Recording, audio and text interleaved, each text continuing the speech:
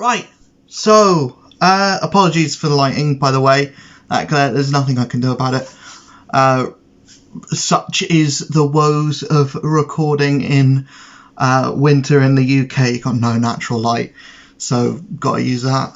Apologies in advance.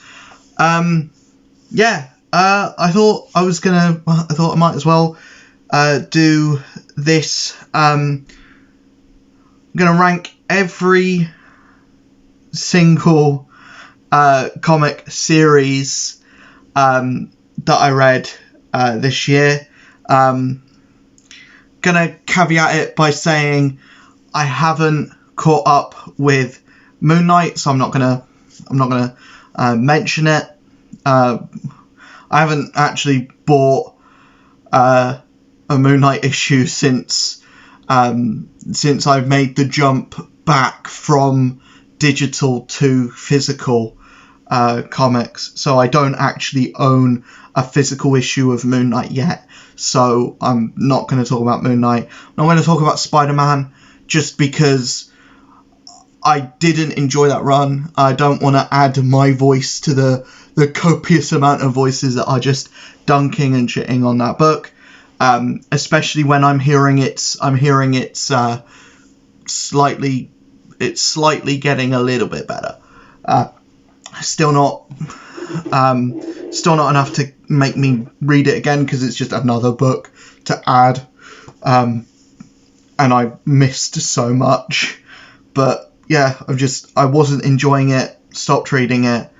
But yeah, I'm going to start off with the books that I'm not caught up with. So these aren't the worst of the year. I'm going to go from worst to best, but I'm going to start off with the ones that I'm not caught up with. So not the worst of the year by far, so not the worst of the year, but ones that I haven't been able to get caught up with, that I'm still quite behind on. Venom, was really enjoying it, but it's just slipped away from me. Doctor Strange, again, only 2 issues in, but was liking where it was going. It's just slipped away from me. Will probably be caught up by, hopefully we'll be caught up by this time next year. Hopefully we'll be caught up by the next time I'm at my comic book shop. Cyborg, it's a mini, which is fine. It means it will be relatively easy to catch up. However, just haven't had the chance to yet. And Invincible Iron Man, I was loving this book. I was honestly loving it. I just gotten very behind with it. So then we're going to start off going from worst to best. By no means a bad book. It's just there's only one Thanos so far. And as much as I really liked this issue, and as much as if there were more of this out by the time me doing this video, I would have put it way higher. But there's only one issue so far, so I can't really judge a series on the number one. And there have been several books this year which have had a very good number one that haven't kept that line of quality. Although this being a mini does mean, and this being one of 4 does mean, hopefully it will be tight, it will be consistent, and it will remain this good for the entire duration. But I don't think it's necessarily fair for me to put issue 1 of a Thanos mini above some books that are ongoing. Especially because this is only number 1, and it could get much worse.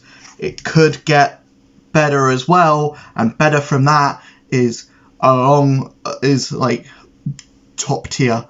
So yeah, and also Cantwell, he knows how to write a comic. He knows what he's doing. And he also knows how to write a mini-series with that Hellcat book, which I'll talk about later as well. Next book, Avengers Inc. I enjoyed the first issue. I feel like the second issue kind of lets it go a bit. And the biggest thing with me is this is a mini-series. For what I know, this is a mini-series. From what I'm aware of, this is a mini-series. So I just feel like it's going really, really slow for a miniseries. If it were an ongoing, it'd be different. But also I feel like the nods, the references, and the things that this book is trying to evoke don't really speak to me. I just thought that it would be a cool detective story. There's not enough books with Janet Van Dyne in. The stuff with the Vision I thought would be interesting. It has been, but a lot of the nods and the references are for people A lot older than me, and B people that have been reading Marvel for a lot longer than I have as well. So I'm not really enjoying that. But the main story I am somewhat invested in. I'm along for the ride. It's just I don't think this has gripped me as much as it will grip a older, more well-established Avengers fan, or someone who has been following Avengers for a longer period of time than I have. Someone that's been a fan of Marvel Comics for a lot longer than I have. It's just not a book for me, really. The same can probably be said about Fantastic Four. I like the book. I like the art. I think it's a great looking book, and I think a lot of my placement for this is my feeling towards actually this issue and the last one. Most of these have been one and done for the most part, and as much as I really liked those first 4 issues, I have kind of, when they got the team back together in issue 5, that was where I kind of fell off a little bit. I've still kept on with the book, and I've still been waiting for that arc. I've been waiting for that story. I've been waiting for that thing to keep me hooked. And at the moment, it is this whole 1 year without the Baxter Building, or 1 year without this big section of New York. I don't know if any other book is really dealing with that. I don't know if any other book is any other book. I know Fantastic Four appeared in X-Men. I'm not reading X-Men, so I don't know what's going on with that. But yeah, I've enjoyed what Fantastic Four is. It's just the actual, the way the book is being written and the way that the stories are being presented isn't my preferred cup of tea. The whole one and done thing, and especially since there hasn't really been the tone of the book, I feel should be a lot darker than it actually is, because at the moment, and that number 7 was actually pretty good, and that's what's keeping this up here. But I feel like the tone of the book has been a little bit more lighthearted than I would suspect, given the subject matter and given the crux of the main story being about Reed Richards essentially taking a chunk of New York that had his son and daughter, and also the adoptive son and daughter of Ben Grimm and Alicia Masters Grimm, and basically saying, you've got all of these characters have a year without their kids. It's a fun way of writing them out for a year, but also now they're coming back. So, I'm interested to see how the story goes with that, and with them coming back in the coming year. But also, I haven't been invested with Fantastic Four, and sometimes for some of the issues, especially the last 2, it has kind of felt like a bit of a chore to read. Speaking of chores to read, Immortal Thor. I have liked the way this book looks. I think it's one of the best looking books that Marvel has on the shelf at the moment. However, it is a ball ache to read. It feels very much like that kind of Stan and Jack style of comic where there's a lot of words, and a lot of the words are very Shakespearean, like what you would expect from a Thor comic book written 20 years ago. This feels very much like... It reminds me of Dan Jurgens on Thor, which was a story and an arc that I didn't really like, because it was very like thee, thy, and nay, and all that bollocks. And that's what this is going back to. I like the story itself. I like where it's going. I especially really like the look of the book. I think it looks, like I said, it's one of the best looking Marvel books on the shelf at the moment. But the actual dialogue from Loki, whenever there is an Asgardian character talking, it is a bit of a slog to get through. Hopefully that doesn't last forever, but if it does, you know, I don't know. This might be a book that I drop, despite it being gorgeous. I'll give it to the end of the arc. Moon Knight City of the Dead. I wasn't going to talk about the main Moon Knight book because I haven't picked up any of that physically since the Marvel Comics app shut down. But I have been reading this, and the reason why this is so low, it looks beautiful, it's well written, it's competent, but it does feel very much like a marketing tool. It feels like we've got a Moon Knight show, people are going to be interested about Moon Knight from the show, so we're going to make a book that is the show, so everything that happens in the show is basically this. This is basically just, what if we put everything from the show, all the main beats, basically the last 2 episodes of the show will be this. This will be the last 2 episodes of the show.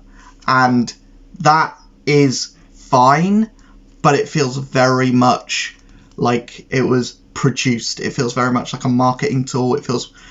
You can see the cogs in this miniseries more than you see the cogs in most other Marvel books, and I feel like I've been meta reading this a lot more than any other Marvel book that I've read, because it feels like it's the most, like, it feels like the thing that's like, just, this is what we throw in people's faces when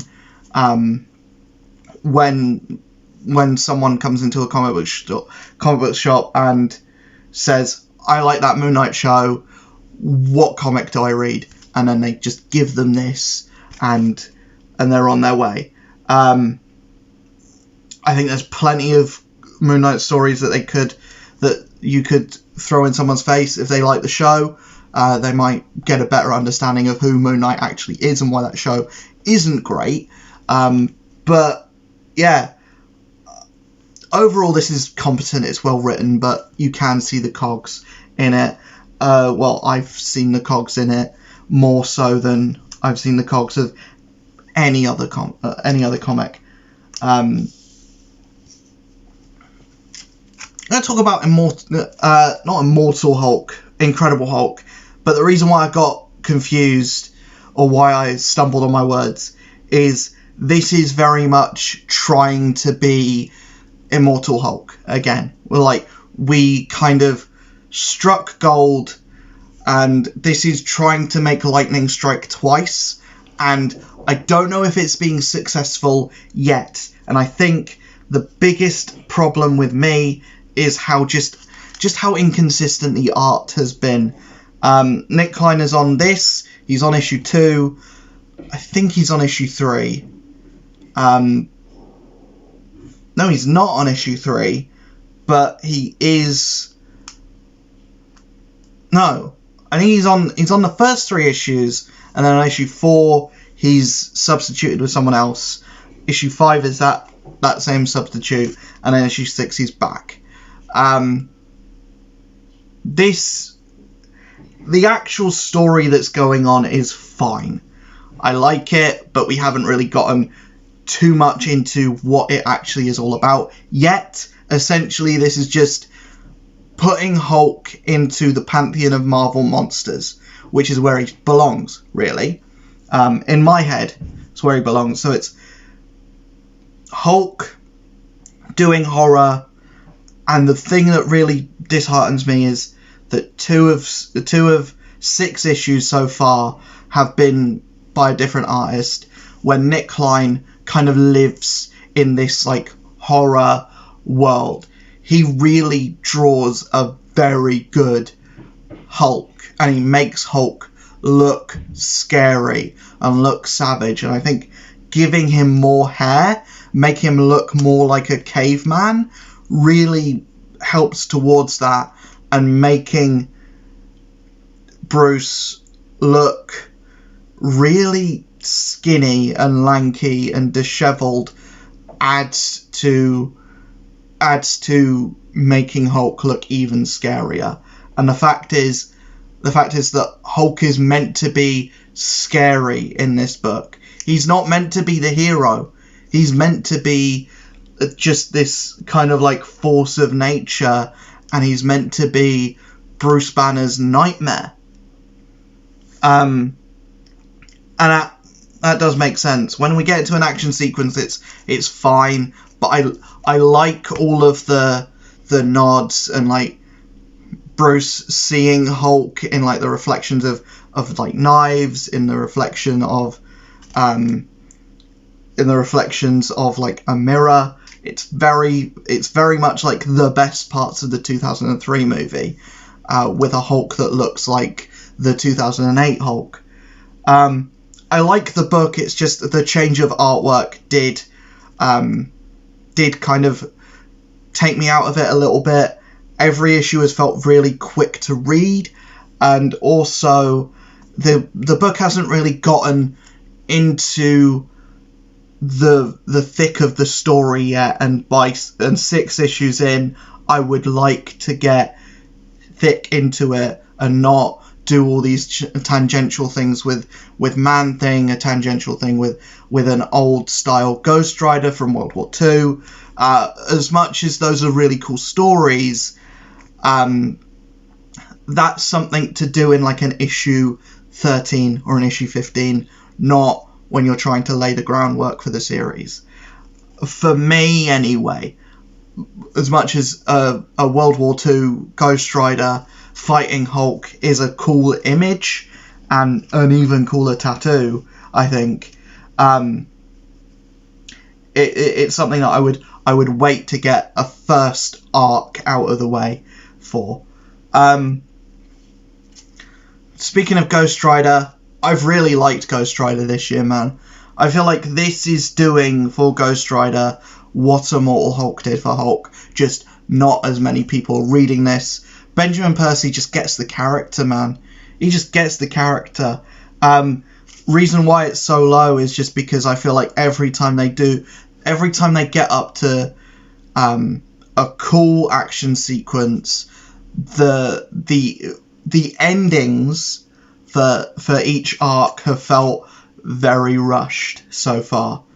And I felt it with this, I felt it with the last arc, when it came to the fight between Ghost Rider and Exhaust, which was the villain of the first arc. I felt like that got basically skipped over. And he even skipped over a fight between Ghost Rider and Blackheart as well, which those are always fun to see. And the fight between Danny and Johnny got essentially skipped over as well. It just feels like this is all substance, no style. And I would love to see a bit more of like the conclusions of the arcs feel a bit more tight. I hope that the book sticks its actual landing, because I think it ends at issue 20, and then it's being brought back with, I think, the same creative team. At least it's still Benjamin Percy, and they're doing a book called Beware the Ghost Rider, which I think will be a follow-on from this. But I really like Talia Warroad. I think she's a cool character. I really like the depiction of Johnny in this. I really like the depiction of Ghost Rider himself in this. I think it's just a good book, but it does kind of. I think Benjamin Percy has been finding it difficult to close an arc when it comes to a climactic action set piece. I don't know if it's because the artist struggles drawing that, although there have been some really cool action like parts in the series. Maybe I just haven't had that really cool action sequence that I feel like could have been there in so many portions of the book. I want to talk about Green Lantern War Journal, which is a book that no one is talking about, and it's kind of this sleeper hit for me. And this is ongoing as well. A book called Green Lantern War Journal, which is all about Jon Stewart, is, from what I understand, ongoing. From what I know about it so far, it's ongoing. It's at least going to have 7 issues, so it's still in the preview books. It's still in the solicitation. So I'm gonna go off and say this is either a 12-issue maxi series or it's ongoing. And if that is the case for either of those, great. If that is the case for either of those, excellent, great, fantastic. I am so thrilled that this series is getting legs, and that Jon Stewart is getting legs. Because what I've heard, I'm not caught up on the main Green Lantern book. I haven't read any of the main Green Lantern book. From what I've heard of that, it's not doing the things that people want. So maybe if you want a dose of Green Lantern and the main book isn't really for you, this is it. The reason why it's kind of middling of the road is it's only 2 issues in, but they have been good too. That has been a good 2 issues.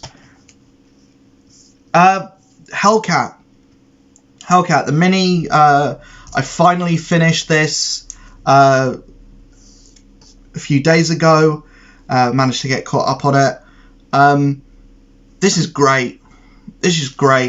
And this and the next book that I talk about is kind of are very similar in a way where this is Chris Cantwell again, and the thing that Chris Cantwell does so well is ground characters and make them, and he's really good at writing about mental health, which is one of those things that you never really see. You don't really see it done well. I know Heroes in Crisis kind of tried to do like what would a superhero therapy kind of look like. I feel like after this, Cantwell could probably do a great Moon Knight book, because for the longest time a lot of people were like, oh, he's done Doom, he's done Iron Man, 2 billionaires in iron suits. The next one is like Black Panther, or the next one's probably Black Panther, going from that list. But after this, I think probably a Moon Knight would be great. He's great at like drawing on tragedy and drawing on the brokenness of characters, and really like putting that to the forefront. This isn't a superhero book in the traditional way. It is, yes, a kind of a detective book. It is, yes, kind of a street level superhero book. But it's also kind of just an examination into the psyche of Patsy Walker. It is just kind of like, this character is fucked up. This character tried to kill herself, And this is kind of like not necessarily a redemption, because Hellcat at the end of this book is in a worse position than she is at the start. I feel like the Iron Man book was more of a redemption for Hellcat, but this is more of a examination into what is Hellcat all about. And if you've never read a Hellcat thing, and this is a character that interests you, I would definitely say pick this up, but it is very dark, I will say that. It's not a light read, it's not a jolly read. It's a very dark, depressing read, and you'll probably need therapy after reading it, but I really enjoyed it. What that says about me, I don't know. And I think that's a theme that will continue for the rest of the books that I talk about, is these are the ones that I really, really liked. These are all of the books going forward I don't have that many gripes with. I'm going to talk about Hawk Girl as well, and Hawk Girl and Hellcat both have a lot in common. They're both female superheroes with names starting with H, which is the first thing. But also, both this and Hellcat are kind of like, they're not about the superhero conflict. They're about the mental conflict. Both of these characters are, yes, female, but they've also had a lot of trauma, and both of them have attempted suicide. And like, this is a much more hopeful book. It's a much more hopeful thing of like finding the other side after that kind of experience. And yes, it does have more of the superhero stuff. Batman is in this, Supergirl is in this, Power Girl is in this. There's a new character introduced who's really cool.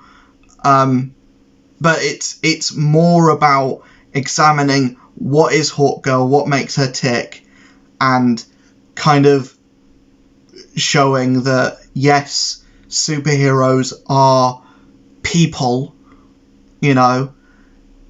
They do occasionally just want to swallow a bottle of pills, and showing the end result and how a character like that can become optimistic and can become a brighter character. And I feel like the artwork as well lends itself towards that. The character designs, some of them are really cool. Yeah, I've got very little bad to say about this book, apart from the fact that all of the guest cameos kind of draw away from the main thing, which is just Hawk Girl, and like that, and like exploring more about that character.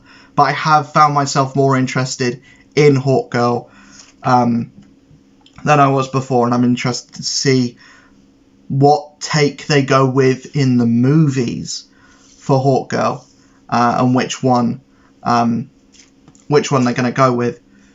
Talk about the Avengers as well, Marvel's flagship book, and it actually feels like it.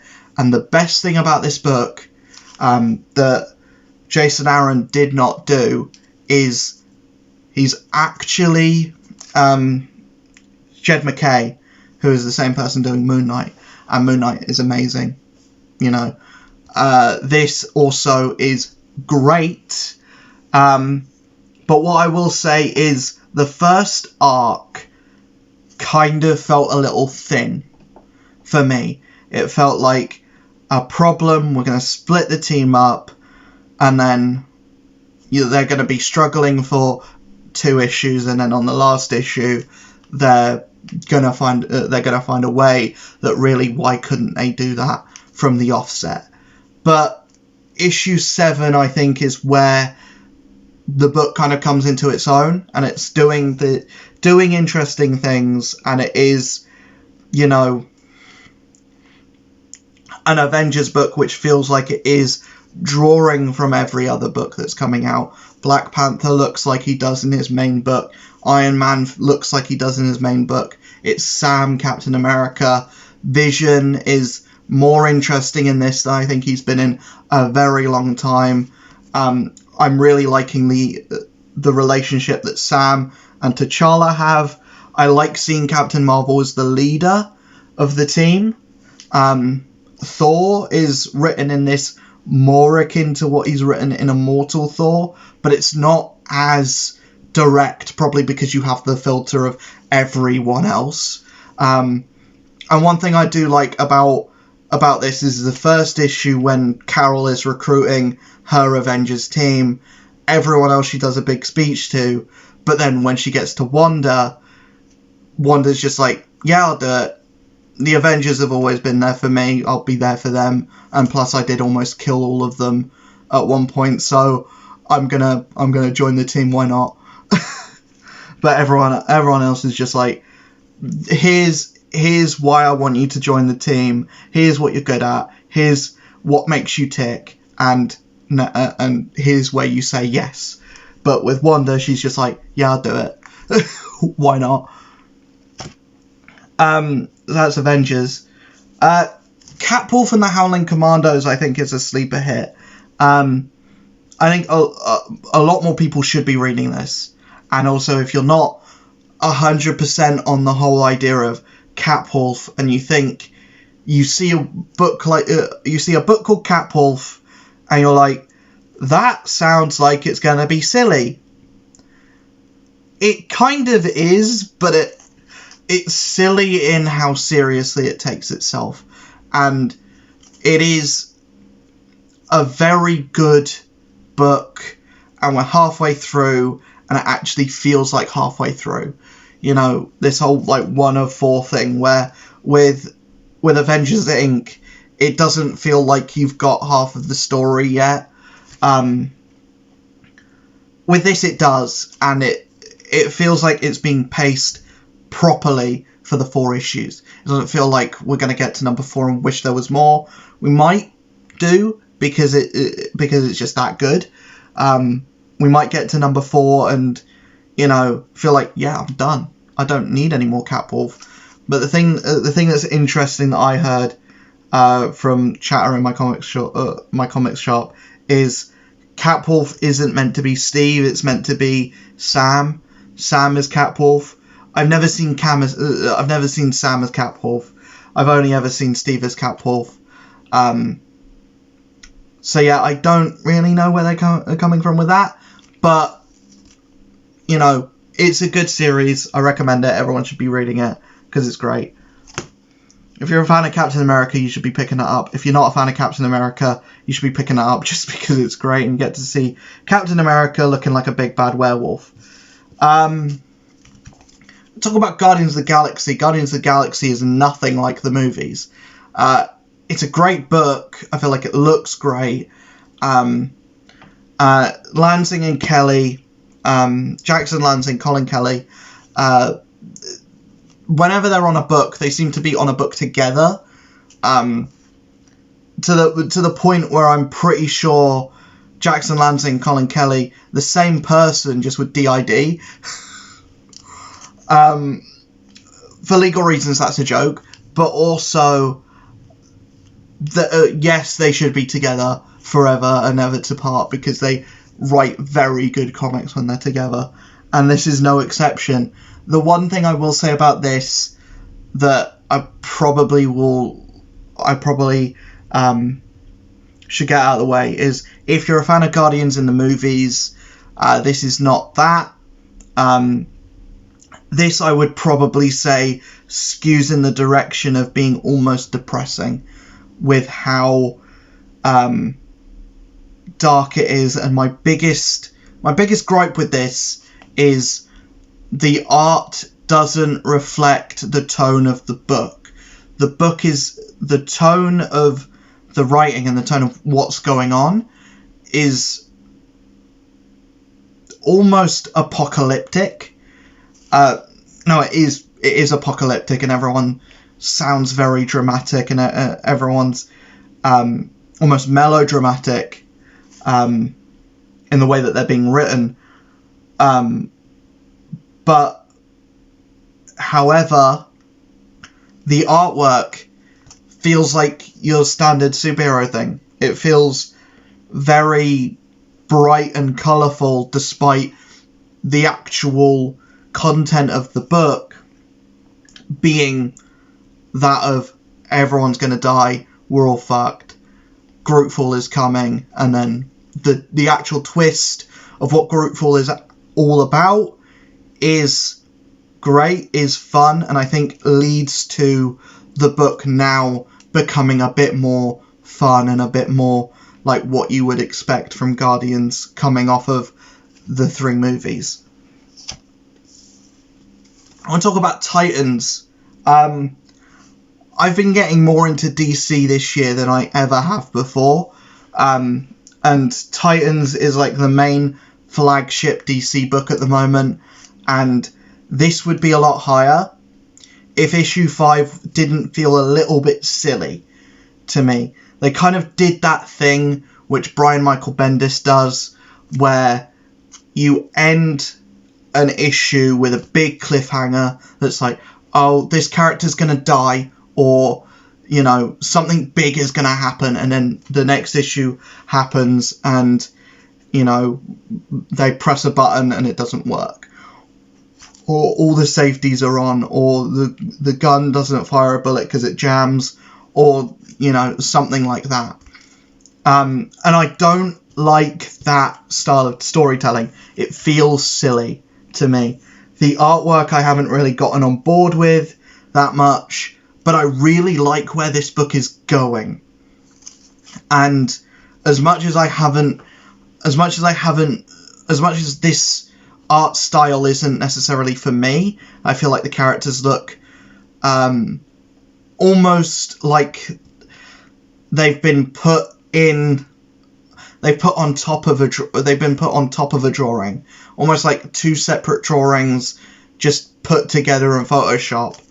I don't think it's not a bad looking book by any means, and I'm interested to see what Beast World is all about, because this is setting up like, oh yeah, something's happening with Gar, and, you know, a good book is when I care about the characters in it, and I care what's going on, and I care about what's going on in Titans more than I care about what's going on with any other book.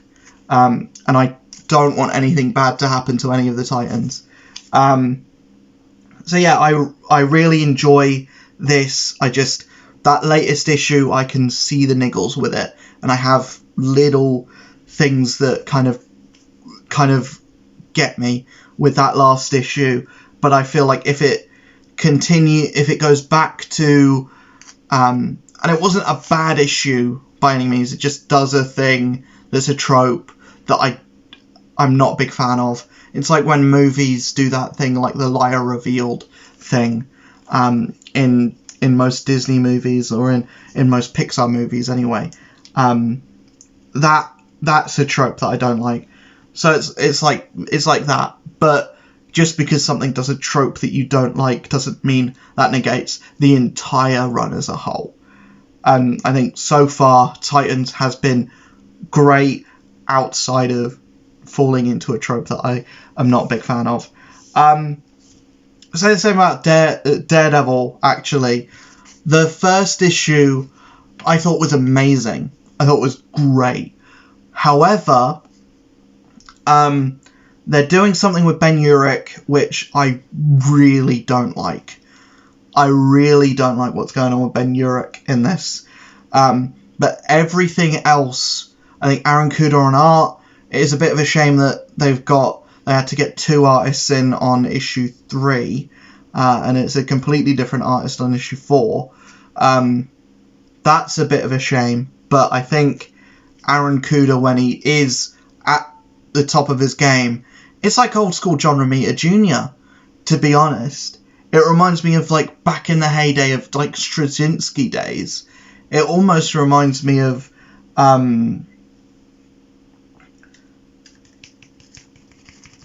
someone that I can't remember off the top of my head.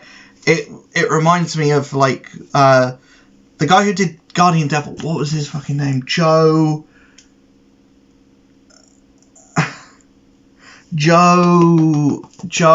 friggin' one second.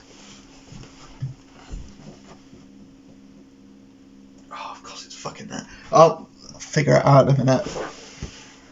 It's gonna come to me. Anyway, Daredevil. I think it's a great book. I'm really excited where it's going. I just don't like what they're doing with Ben Urich. That's the long and short of it. Basically, I do like the book, but I haven't fallen in love with it yet, and I really want to fall in love with a Daredevil book. One book that I have fallen in love with that I didn't expect to. I didn't even put it on my pull list until recently. Blade. Blade is amazing. More people should be reading this. My only gripe is that every issue has felt a little bit thin, even number 1. But that does mean when you go to sit down and read it in trade, which I recommend everyone to do. Well, it is only 5 issues in, maybe 6 at the moment. But I feel like this book has gone really under the radar for a lot of people, and I hope it doesn't, because Blade deserves a book.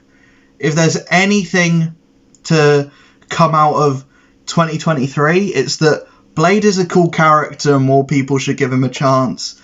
Thank you, Arcane, for giving Blade a chance and giving him a video game. When I saw the Blade trailer at the Game Awards, I was like, holy shit, they're doing it. I did not expect this. I thought they would do a Hulk thing. I thought, maybe not Arcane doing a Hulk thing, God no. I'm cautiously optimistic because Arcane did do Redfall, and Redfall is all about vampires. Blade is all about vampires, and Redfall sucked. I'm also cautiously optimistic that it might be an Xbox exclusive, which means I won't be able to play it.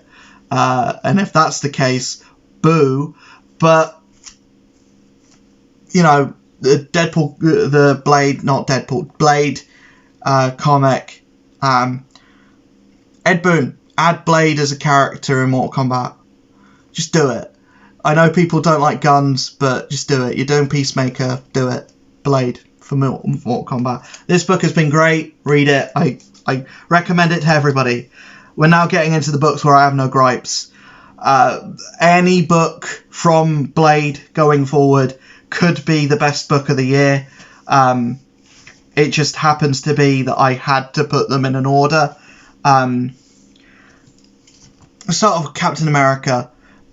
J. Michael Straczynski, writer of Babylon 5, is back. And this is up there with his Spider-Man, for me. With his early Spider-Man when he introduced Morlun. And that book, Spider-Man Coming Home, was the first comic I ever read. The first, comic arc that I'd ever read. So J. Michael Straczynski has a big place in my heart. I don't care about Babylon 5. I never watched it. But his comics, I've loved all of them. His run on Thor, great. His run on Spider-Man, great. Up until when it's not so great. But his run on Captain America is also nearly goddamn perfect. Nearly gosh darn perfect. I love all the stuff with Steve as a kid, getting more insight on what he was like growing up before the Super Soldier Serum. I really like what they're doing with the villain. I think it is a bit weird that they're trying to do this street level Captain America book, and he's going to be fighting a demon. But I really like it. I really like in the 3rd issue where Misty Knight gets out a doll of Doctor Strange, and Doctor Strange has put his consciousness into dolls, and apparently the doll Doctor Strange is more powerful than an astral projected Doctor Strange, which is really fun. I think just stuff like that, and like Spider-Man's little part of issue 2, and even the Fantastic Four being in issue 1, that is why I love J. Michael Straczynski, and just being able to work in a cameo and have it feel really fun, and also work for the story, or work for adding a bit more context to the character, or where Captain America is in his life at the moment. And also, he writes a goddamn perfect Captain America. I cannot gush about this book enough. It's so good, but I had to put 5 books above it, and I'm so sad that I did. But don't take this as the 6th best book of the year. Take it as this could easily be the best book of the year, easily, for anybody. And I think also, if you have a friend that's a bit weird, that's a bit, on the fringe of society, maybe give them this, and it might be like, oh yeah, maybe some of the things I'm thinking about are a bit wrong. Give them that, and it might, turn them into a functioning member of society again. The one thing that I will probably critique this on is there's a lot of words in Captain America 1, 2, and 3, and it is kind of like J. Michael Straczynski is known for that speech that he does in the Civil War tie-in in Spider-Man. He's known for that "No, you move" speech, right? So for Captain America, so he's kind of trying to recapture that, and it feels like every page is Captain America doing a big speech about something, and it is kind of funny when you read it, that it's like, oh yeah, he's trying to recapture that without, just getting it organically. And I feel like the magic of a Captain America speech is it comes when it's needed, not it comes when the writer wants it. It comes when the chips are down, and it feels like we're all gonna lose, and then Captain America gives a big speech, and then that's the lead up into the climax and the Avengers winning, or that's the lead up to the climax of Captain America overcoming something. It's not like twice an issue Captain America's got to do a big speech. But outside of that, everything else about the book, and also Jesus Ciaz, I don't know if I'm pronouncing that right, I'm sorry if I'm not, but is quickly becoming one of my favourite artists. He also does Punisher, which I will talk about later as well. But yeah, I really like Captain America at the moment. I think I like Black Panther more though, which is weird because I didn't 100% get into Ta-Nehisi Coates, and I didn't 100% get into the John Ridley book as well. I thought both were good. I thought both were fine. Both would have gotten a middle of the road in a video like this that I would have done previously. But this is Black Panther at its best. I think this is like, it has the potential to be modern classic, and it has the potential to be, if anyone goes into a comic book shop and is like, I really like the Black Panther movies, what book should I pick up? And then you go, this one, good sir, or this one, good madam. That's such a weird way of talking. I'm sorry for that. But this is just the Black Panther book you should give anyone, and it's only getting better. And the similarity between this and Captain America is, and the fact that they're both great, but they're also both taking the characters back to basics, making them feel more street level, while also having them fight a demon as well, is great. And those similarities and the fact that they're both, you know, some of the best books coming out at the moment from Marvel, that isn't lost on me.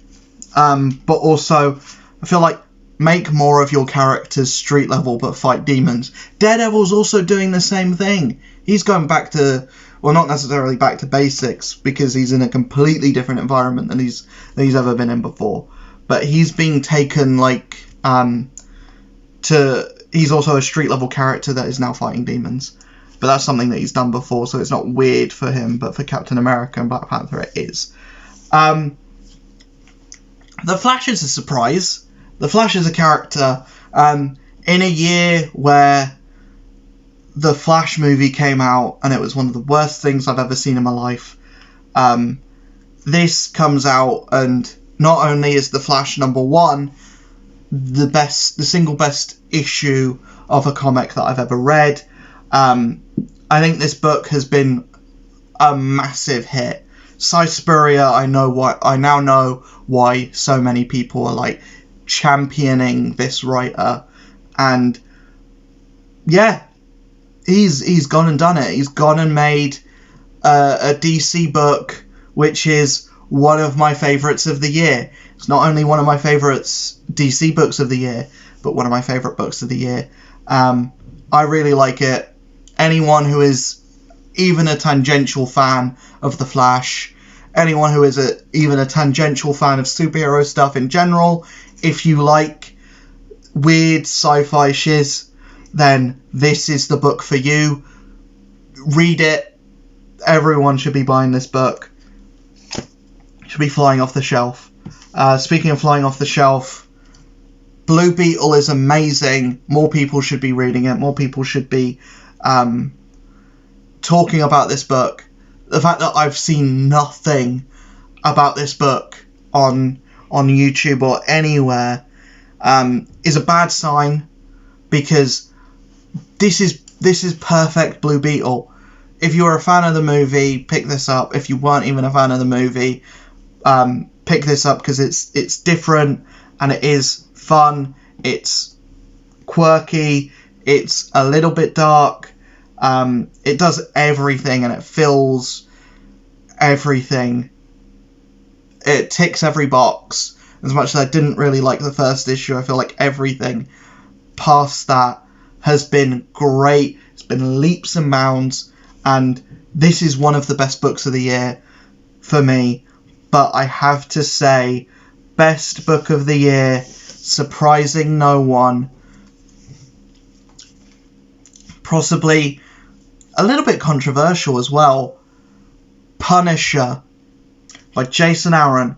I know, and as it says, I know the new run has started, and I know that's like 2 issues in, and apparently it's also very good. I'm not caught up with that yet, but I did finish Jason Aaron's Punisher, and it is one of the best comics I've read in my life. And I mean that sincerely, wholeheartedly, without a shadow of a doubt. This is the best Punisher has ever been, in my opinion, and it's the best, and it's some of the best Marvel, I think. Maybe I'm overhyping, but this is one of the best things I've ever read. Marvel, DC, IDW, you know, out of every comic that I own, this stands at the top and is like, yes, I fucking care about Frank Castle now. I really like this book. I think anyone who is a fan of the Punisher, if you're a fan of the Punisher through the show, this is the perfect Punisher book, I think. This is like everything the Punisher should be, and it encapsulates everything that the Punisher is. in like a 12-issue maxi series, which the only issue that I have with it, the only gripe, is that I wish there was more. I wish that Jason Aaron had a full-on going with this to kind of tell a real epic, and he did in the 12 issues that he had, and having Punisher go up against Ares, having Punisher be the leader of the Hand, and seeing that actually break him, and bringing back his wife, and having his wife be like, I look at everything that you've become, and I am disgusted at what you are, and before I died, before I was killed in that park, I was going to divorce you, so you can take your fucking ring and melt it down. What you should have done when our kid, I've taken my half of the divorce money and I've given it to charity, which is what you should have done instead of going on a murderous rampage. I feel like that speech at the end of this issue, and seeing where Frank ends up at the end of this issue as well, I feel like I can already predict what's going to happen at the end of the new run. I can already predict it. Frank's going to show up from Weird World and he's going to put a bullet in the new guy's head. That's what he's going to do, because that's what he's done before. The thing with this is it was unpredictable. You could never tell where it was going to go. And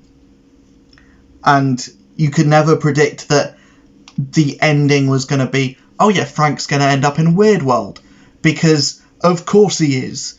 You could maybe predict the fight against the Avengers. You could maybe predict that there was going to be a scene where where the Avengers were going to come in and interrogate Frank, but no one could predict Moon Knight was going to be one of the characters to interrogate him. You could never predict that the big reveal was going to be his wife wanted a divorce, and everything that he did in his wife's name was kind of in vain because she'd never loved him, or she fell out of love with him. And all this stuff with the Hand being in Frank's past as well. 10 out of 10. This is a 10 out of 10 comic. And that's why it's the best comic of the year. Because I could sit and talk about it for ages. And also, as I say, is quickly becoming one of my favorite comic artists as well. Despite being a style that I've never really been that big on before, but now I appreciate it, and I'm like, yeah, it's just pretty, just looks cool, just looks good. But anyways, I've talked for basically an hour about comics. So let me know in the comments below what your favourite comic of the year was, what you haven't really enjoyed this year as well. And yeah, I'll see you guys in the next video. Again, nothing really here that I didn't like, mainly because if I just don't like a book, I don't read it. I'll see you guys in the next video. Hopefully you enjoyed it. See you guys in the next stream as well.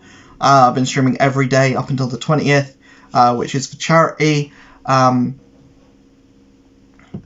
Also, I have a little update video which I don't have time for now that I'll do in a couple days, just to kind of give a little bit more info on what I plan to do going forward with streams, YouTube content, all that good stuff. I'll see you guys in the next video. Hopefully you enjoyed. Peace.